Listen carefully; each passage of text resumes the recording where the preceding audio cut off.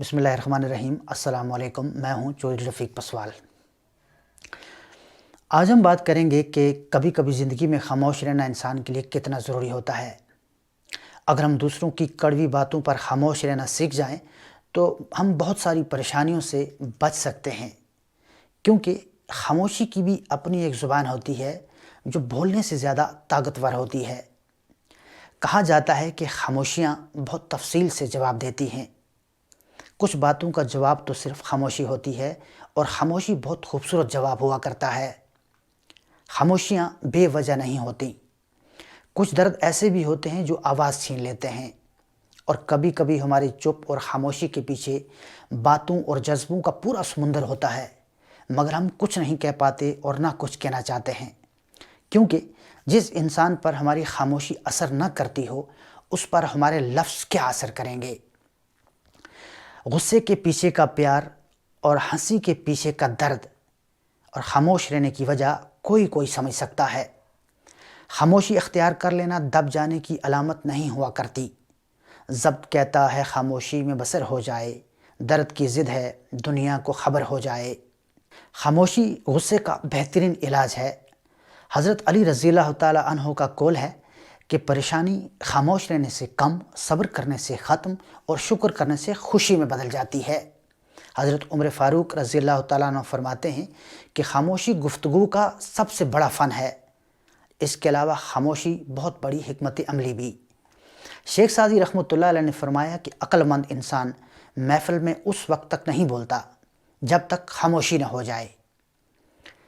ایک اور قول ہے کہ اگر تم چاہتے ہو کہ تمہارا رعب و دبدبا رہے تو پھر خاموش ہو جاؤ، کیونکہ خاموشی کے پیچھے خزانہ چھپا ہوتا ہے۔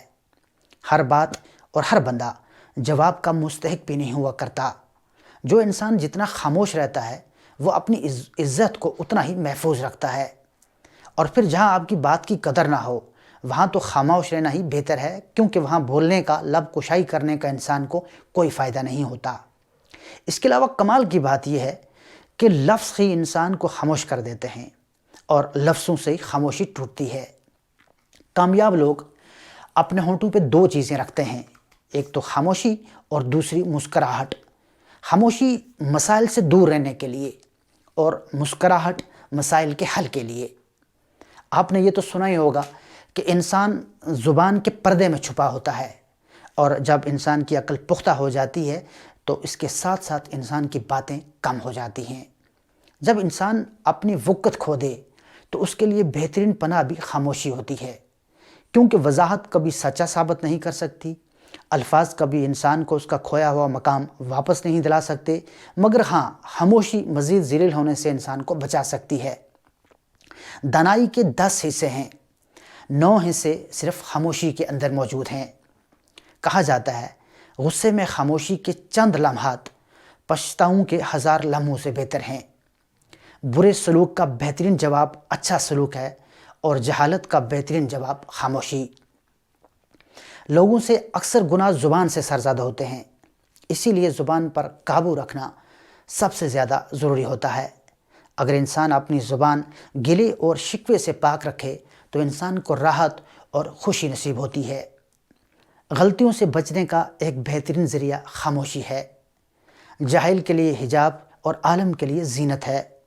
حضرت اقسم بن سیفی رضی اللہ تعالیٰ عنہ فرماتے ہیں کہ انسان کی موت اس کے 2 جبڑوں کے درمیان ہے۔ حضرت حسن بن ہانی رضی اللہ تعالیٰ عنہ فرماتے ہیں کہ بردباری انسان کی زینت ہے اور خاموشی میں سلامتی ہے۔